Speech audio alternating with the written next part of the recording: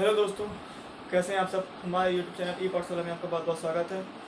आशा करता हूं कि आप अपनी पढ़ाई को बहुत अच्छे तरीके से एंजॉय कर रहे होंगे। मोशन के पहले वीडियो में हमने बात की थी स्पीड की। स्पीड तक हमने बात की थी, ठीक है। हमने जाना था कि स्पीड दो प्रकार की होती है, एवरेज स्पीड और इंस्टैंटेनियस स्पीड, ठीक है।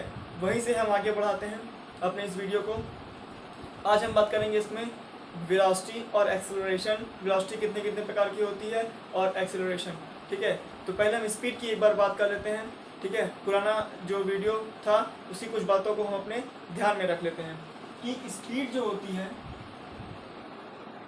वो ओनली मैग्नीट्यूड शो करती है, ठीक है।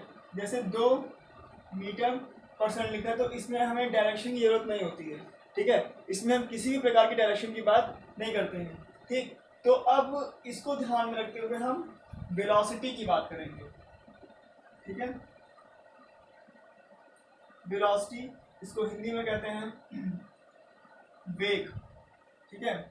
वेग। अब स्पीड के साथ अगर डायरेक्शन यानी कि चाल के साथ दिशा भी दर्शा दी जाए तो वो जो हो जाएगी वो हो जाएगी हमारी वेलोसिटी यानी कि वेग, ठीक है। अब जैसे कि स्पीड जो थी वो डिस्टेंस अपॉन टाइम से मिलकर बनी थी, ठीक है। स्पीड में डिस्टेंस क्या होती है? स्पीड में डिस्टेंस एक स्केलर क्वांटिटी होती है, एक अदिश राशि होती है, ठीक है।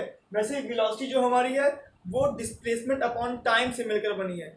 क्योंकि टाइम जो है वो एक सदिश राशि है, सॉरी वो एक सदिश राशि है, इसलिए हमारा वेग भी जो है वो एक सदिश राशि होगा। हमें डिस्प्लेसमेंट में, विस्थापन में जो है दिशा बताने की जरूरत पड़ती है, इसलिए हमें वेलोसिटी में भी दिशा बताने की जरूरत पड़ेगी, ठीक है।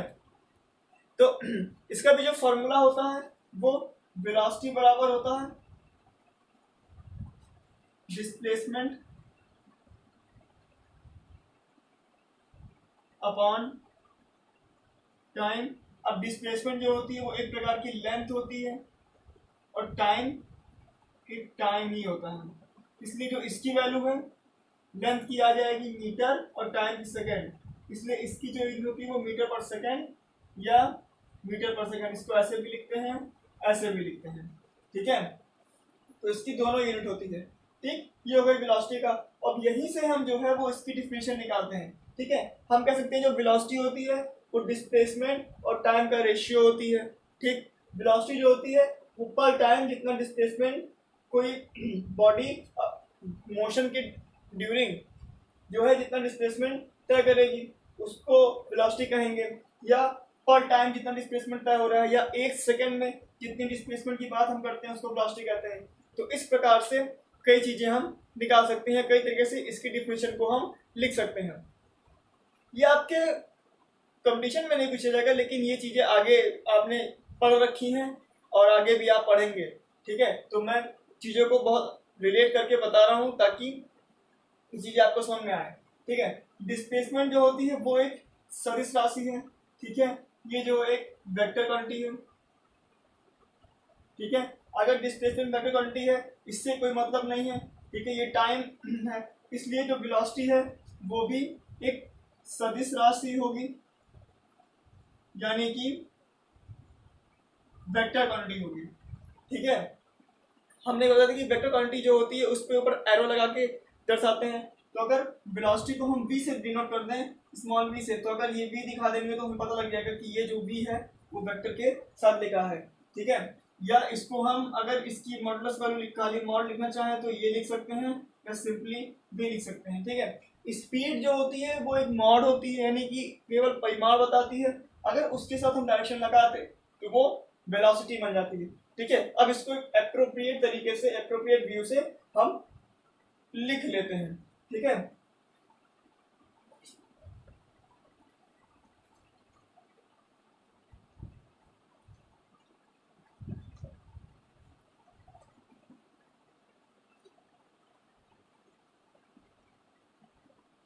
वेग या वेलोसिटी, ठीक है।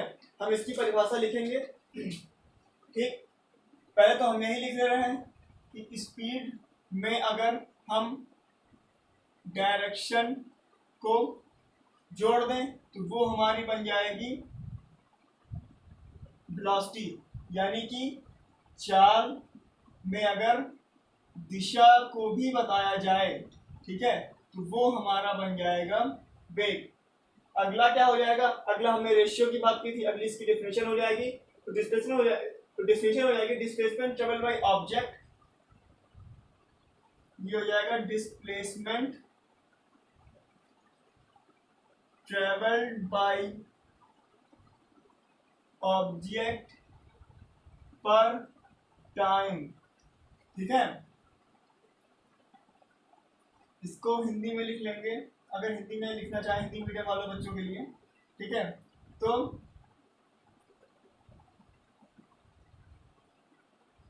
प्रति समय तय किया गया विस्थापन, ठीक है। दूसरी बात क्या लिख सकते हैं हम, ratio of displacement to the time, ठीक है। विस्थापन तथा समय का अनुपात जो होता है वो वेलोसिटी या वेग शो करता है, ठीक है। इतनी बातें हो गई। ये जो होती है ये वेक्टर यानी कि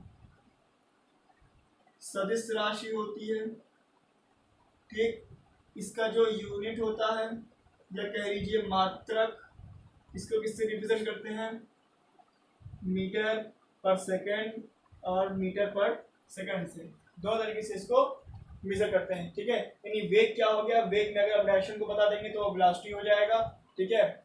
प्रति समय तय किया गया विस्थापन, अगर कोई ऑब्जेक्ट मोशन में है तो वो पर टाइम कितना डिस्प्लेसमेंट ट्रेवल कर रही है, ठीक है, उसको हम जान लेंगे तो वो वेग हो जाएगा, ठीक है। या विस्थापन तथा समय का जो अनुपात होगा वो वेग को बताएगा। वेग जो है वो एक सदिश राशि होती है, ठीक है। इसका मात्रक होता है मीटर पर सेकंड, ठीक है। अगर हम इसके फार्मूले की बात करें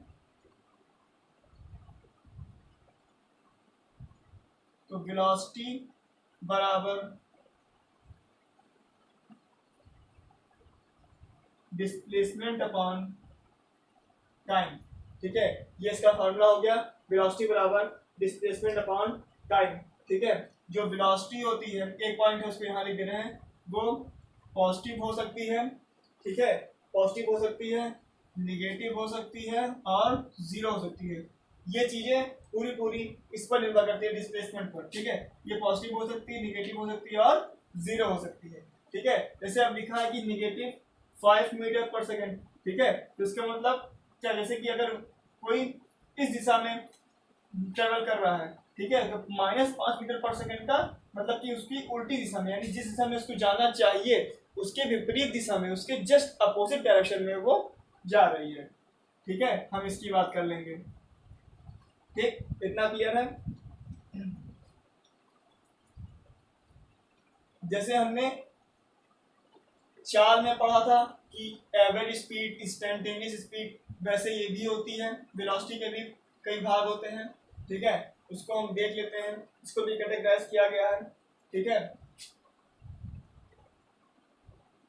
वेलोसिटी, इसका सबसे पहला है वही एवरेज वेलोसिटी,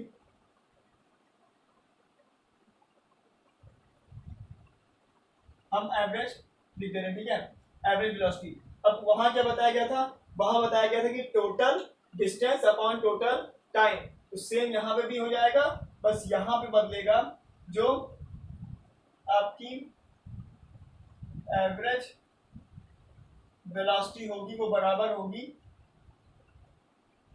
टोटल डिस्प्लेसमेंट के, ठीक है, अपॉन टोटल टाइम, ठीक, पहला हो गया।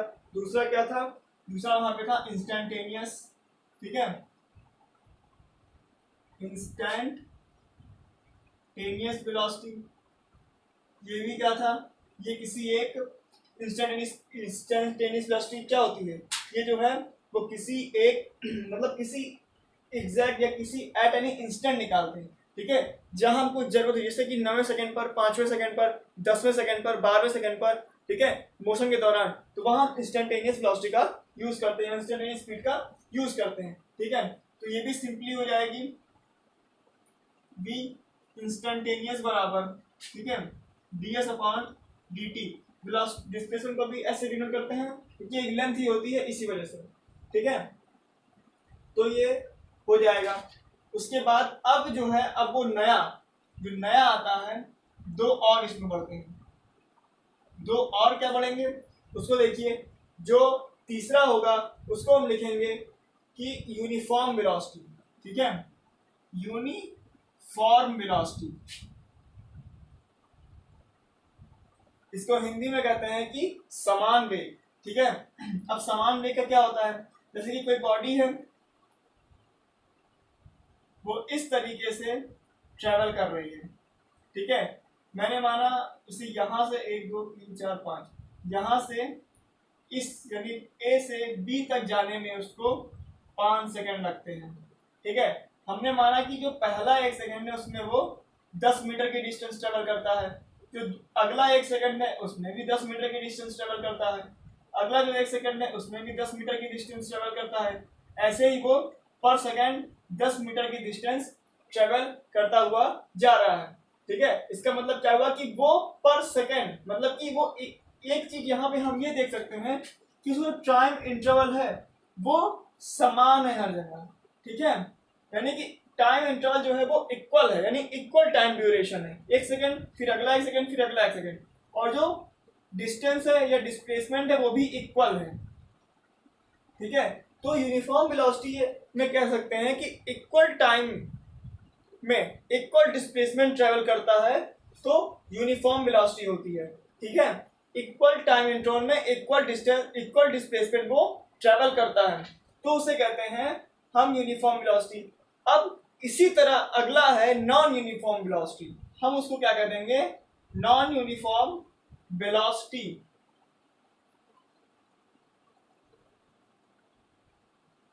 नॉन यूनिफॉर्म वेलोसिटी, ठीक। नॉन यूनिफॉर्म वेलोसिटी में क्या होगा? अब यही जो 1 सेकंड है वो बढ़ के, जैसे मान लीजिए अब जैसे यहाँ पे 2 सेकंड हो गया, फिर 1 सेकंड, यहाँ पे 3 सेकंड हो गया, ठीक है। यहाँ पे हो गया 50 मीटर, ठीक है, यहाँ पे हो गया 70 मीटर। अब इसको टाइम लग रहा है 3 2 5 1 7 7 सेकंड लग रहे हैं। अगर 7 सेकंड में वो इस तरीके की डिस्टेंस यानी कि 1 सेकंड में 10 मीटर, अगले 1 सेकंड में 10 मीटर, फिर अगले 2 सेकंड में 10 मीटर, फिर अगले 1 सेकंड में 50 मीटर, यानी ये जो है वो इक्वल नहीं है, ठीक है। टाइम इंटरवल को अगर हम इक्वल कर भी दें तो डिस्प्लेसमेंट हमारा इक्वल नहीं रहेगा, ठीक। यानी कि इक्वल टाइम इंटरवल में डिस्प्लेसमेंट वो इक्वल नहीं ट्रेवल कर रहा है, ठीक है। तो हम उसे कह देंगे कि वो नॉन यूनिफॉर्म वेलोसिटी है, वो नॉन यूनिफॉर्म वेलोसिटी को शो करता है, ठीक है। लेकिन नॉन यूनिफॉर्म वेलोसिटी में कुछ चीजें और आ जाती हैं, जैसे कि जो वेलोसिटी होती है वो डायरेक्शन पर भी निर्भर करती है। तो अगर डायरेक्शन इसकी बदलती है तो भी नॉन यूनिफॉर्म वेलोसिटी हो जाएगा, अगर इसका मैग्नीट्यूड बदलता है तो भी नॉन यूनिफॉर्म वेलोसिटी हो जाएगा। जैसे कि किसी सेकंड वो इस डायरेक्शन में ट्रेवल कर रही थी, लेकिन अगली सेकंड वो इस डायरेक्शन में ट्रेवल की, लेकिन यहाँ पे उसकी वेलोसिटी 5 मीटर पर सेकंड है, यहाँ भी 5 मीटर पर सेकंड है, लेकिन डायरेक्शन जो है वो चेंज हो गई। अगले सेकंड वो इस डायरेक्शन में चला गया, फिर अगले सेकंड वो इस डायरेक्शन में चला गया, फिर इस डायरेक्शन में चला गया। तो डायरेक्शन जो है वो बदल रही है, लेकिन इसका मैग्नीट्यूड नहीं बदल रहा है, तब भी वो नॉन यूनिफॉर्म वेलोसिटी कही जाएगी। अगर मैग्नीट्यूड बदल रहा है जैसे यहाँ पे, लेकिन टाइम नहीं यानी कि डायरेक्शन नहीं बदल रही है, तब भी वो नॉन यूनिफॉर्म वेलोसिटी कही जाएगी। और अगर दोनों बदल रहे हैं तब भी वो नॉन यूनिफॉर्म वेलोसिटी कही जाएगी, क्योंकि जो वेलोसिटी होती है वो हमेशा डायरेक्शन और मैग्नीट्यूड दोनों पर निर्भर करती है। तो दोनों में से एक चीज या दोनों चीज अगर बदलता है तो हम उसे नॉन यूनिफॉर्म वेलोसिटी की कैटेगरी में रखते हैं, श्रेणी में रखते हैं। इतनी बातें क्लियर होगी, ठीक है। तो इसको एक प्रॉपर वे में लिख लेते हैं।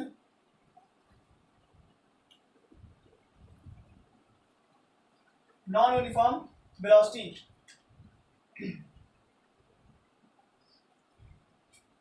नॉन यूनिफॉर्म वेलोसिटी में हो जाएगा displacement, sorry equal displacement travel in equal time interval. ठीक है, अब नॉन यूनिफॉर्म वेलोसिटी में इसमें पहला पॉइंट डायरेक्शन वेरी कर जाए। ठीक, अगला पॉइंट मैग्नीट्यूड वेरी कर जाए।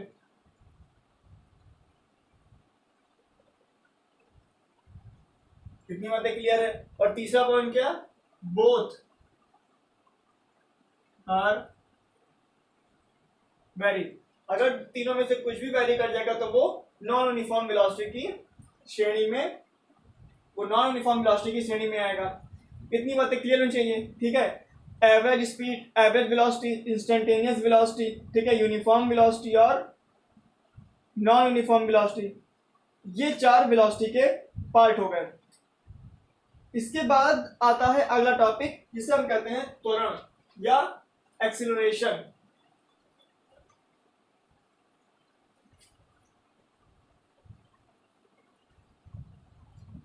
जो अगला टॉपिक आता है वो आता है एक्सीलरेशन।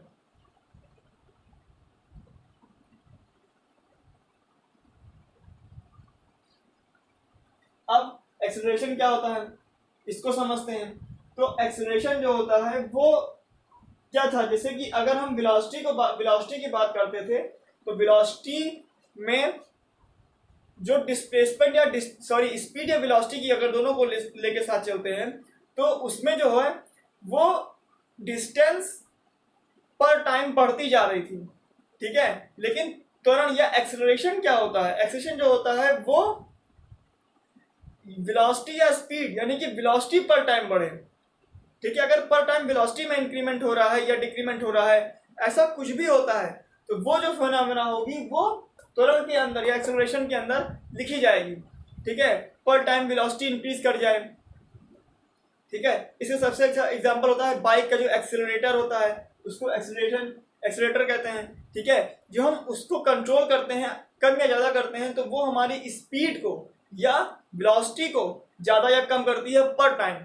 वो डिस्टेंस या डिस्प्लेसमेंट को नहीं करती, वो वेलोसिटी को पर टाइम या स्पीड को पर टाइम कम या ज़्यादा करती है। ठीक है, तो त्वरण या एक्सेलरेशन यही होता है कि चेंज इन वेलोसिटी पर टाइम। ठीक है, पर टाइम वेलोसिटी में कितना चेंज हो रहा है। ठीक है, तो इसका पहला पॉइंट हम लिखेंगे कि वेग परिवर्तन की दर यानी कि टाइम रेट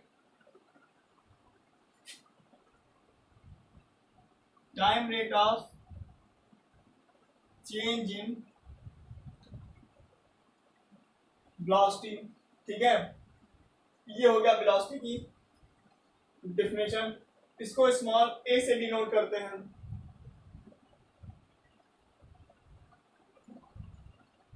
त्वरण या एक्सेलरेशन बराबर होता है वेलोसिटी अपॉन टाइम। ठीक है, वेलोसिटी की यूनिट क्या हो जाएगी, अब देखिए वेलोसिटी की जो यूनिट होती है वो मीटर पर सेकंड होती है और इसकी जो है सेकंड होती है, तो इसकी क्या हो जाएगी मीटर पर सेकंड स्क्वायर। ठीक है, इसकी जो हो जाएगी वो मीटर पर सेकंड स्क्वायर हो जाएगी। इसकी यूनिट क्या हो गई, यूनिट हो गई मात्रक, ये हो गया मीटर पर सेकंड स्क्वायर। अगर एक बात और देखते हैं, अगर पर टाइम यानी टाइम के रिस्पेक्ट में वेग जो है वेलोसिटी वो इंक्रीज कर रही है तब तक वो एक्सेलरेशन होगा। ठीक है, लेकिन अगर वेलोसिटी घट रही है, अब वेलोसिटी घटेगी कैसे, जैसे हम अपनी कार को 30 किलोमीटर या 30 नहीं 70 किलोमीटर पर सेकंड चला रहे हैं। ठीक है, हमने देखा कि बीच में गड्ढा है, जैसे हमारी जो कार है वो 70 किलोमीटर पर आवर की स्पीड से रोड पर जा रही है। हमने देखा कि यहाँ पे जो है एक गड्ढा है, ठीक है, एक गड्ढा है, ठीक। तो अब इसकी स्पीड कितनी है, 70 किलोमीटर पर सेकेंड। तो हम यहाँ पे ब्रेक लगा देंगे। जैसे ही ब्रेक लगाएंगे हमारी स्पीड जो है पर टाइम क्या होगी, वो डिक्रीज होना शुरू होगी, ठीक है। तो उस सिचुएशन में जब वेलोसिटी पर टाइम डिक्रीज होती है तो इसको त्वरण नहीं मंदन कहते हैं, या डी एक्सलरेशन कहते हैं, या रिटार्डेशन कहते हैं, ठीक है। अगर इस त्वरण में वेलोसिटी जो है वो पर टाइम डिक्रीज हो रही है तो इसको मंदन कहेंगे, रिटार्डेशन कहेंगे, या डी एक्सलरेशन कहेंगे। इतनी बातें क्लियर है, तो वो भी लिख लेते हैं।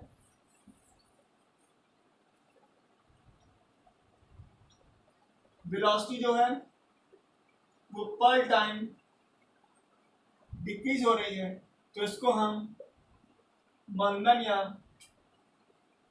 डी एक्सीलरेशन या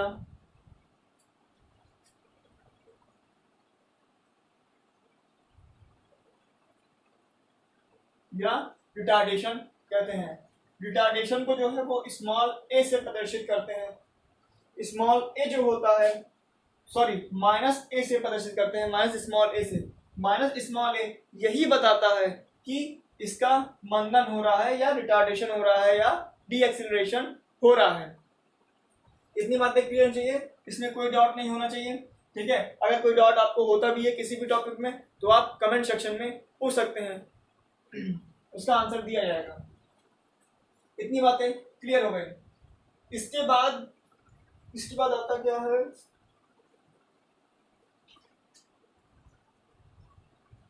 हाँ, इसके बाद जैसे एक चीज और, जैसे एक्सीलरेशन है वो सदिश राशि होती है, वेक्टर क्वांटिटी होती है। क्यों? क्योंकि जो वेलोसिटी है वो वेक्टर क्वांटिटी है। अब वेलोसिटी वेक्टर क्वांटिटी क्यों है? वेलोसिटी डिस्प्लेसमेंट के कारण एक वेक्टर क्वांटिटी है, इसलिए जो हमारी त्वरण होगी वो भी एक वेक्टर क्वांटिटी होगी, एक सदिश राशि होगी।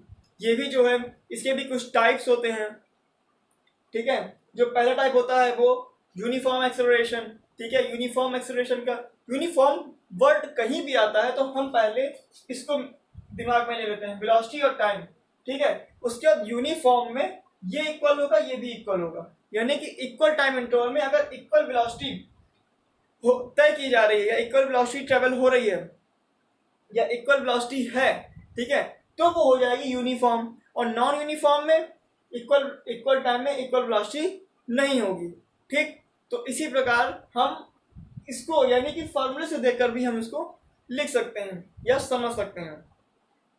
तो इसके अब प्रकार पे आ जाते हैं कि त्वरण जो है वो कितने प्रकार का होता है। पहला तो यूनिफॉर्म हो गया। यूनिफॉर्म में अगर फॉर्मूले के हिसाब से करेंगे तो भी सही है और वैसे अगर करना चाहें तो भी सही है। तो यूनिफॉर्म एक्सीलरेशन या समान त्वरण, ठीक है, इसको हमने क्या बताया था कि equal velocity in equal time interval, ठीक है।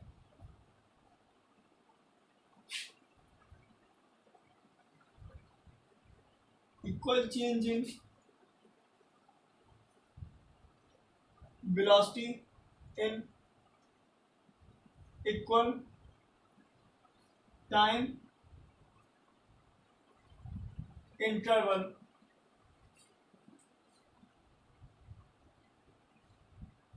नॉन यूनिफॉर्म एक्सेलरेशन, असमान त्वरण, इसको भी वही लिखेंगे, unequal change in velocity, unequal change in velocity in equal time equal time interval. इतनी बातें क्लियर है? यानी कि जो समान त्वरण होगा वो equal change in velocity in equal time interval. Equal time interval में जो वेलोसिटी का चेंज होगा पर टाइम इक्वल टाइम वो इक्वल होगा। और नॉन यूनिफॉर्म एक्सेलरेशन या असमान त्वरण में अनइक्वल चेंज होगा, कभी ज्यादा बढ़ जाएगी कभी कम बढ़ जाएगी, ठीक, कभी ज्यादा बढ़ेगी कभी कम बढ़ जाएगी। अब उसके बाद आते हैं एवरेज एक्सीलरेशन। ये तो आपको पता ही है, जैसे वेलोसिटी में था वैसे यहाँ भी है, बस वहां पे डिस्प्लेसमेंट था तो डिस्प्लेसमेंट की जगह जो है वो हम वहां पे जहाँ डिस्प्लेसमेंट है वहां वेलोसिटी में जहाँ डिस्प्लेसमेंट था वहां पर हम केवल चेंज इन वेलोसिटी कर देंगे। तो हम इसको लिख देंगे total change in velocity in total time.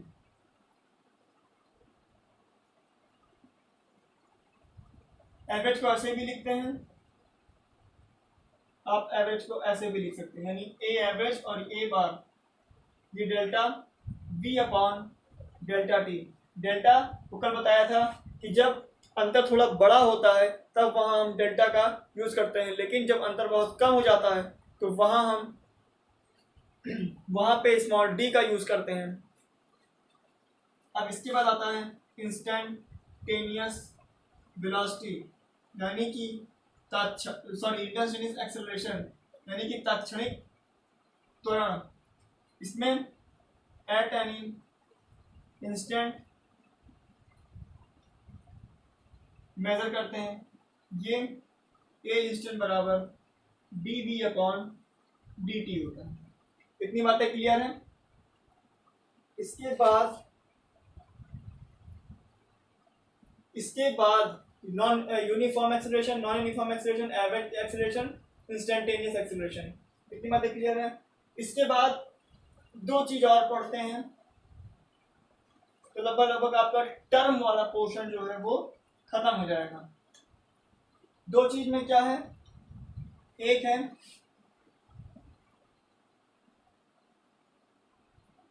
Uniform motion, एक है नॉन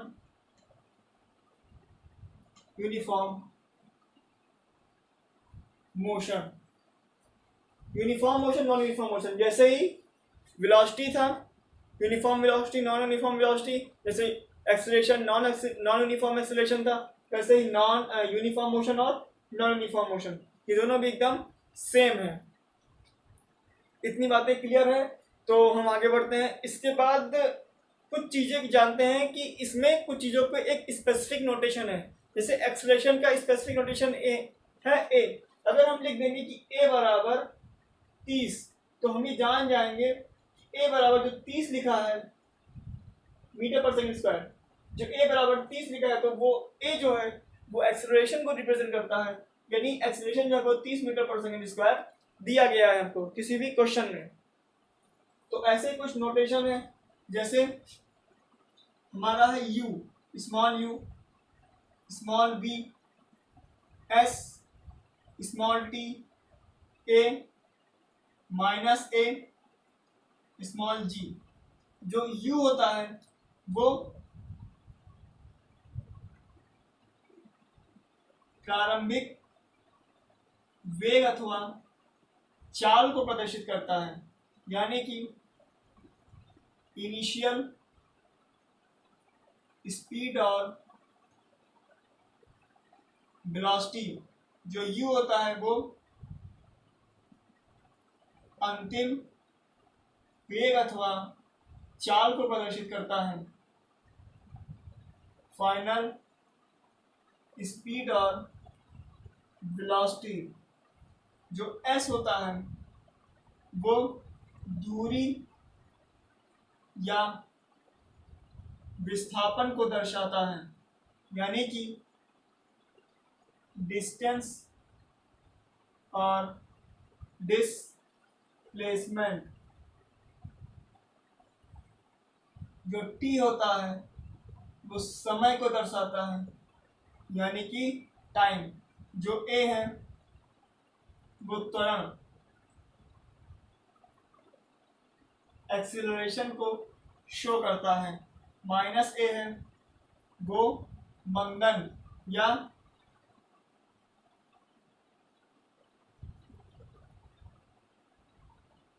रिटार्डेशन को शो करता है। जो जी है वो गुरुत्वीय त्वरण, यानी कि ग्रेविटी को शो करता है। जो ए है वो ग्रेविटी को शो करता है। इसके बाद क्या आता है, जैसे यू हो गया, अब यू हो गया, त्वरण हो गया। इसके बाद एच, स्मॉल एच बचता है। स्मॉल एच जो होता है वो शो करता है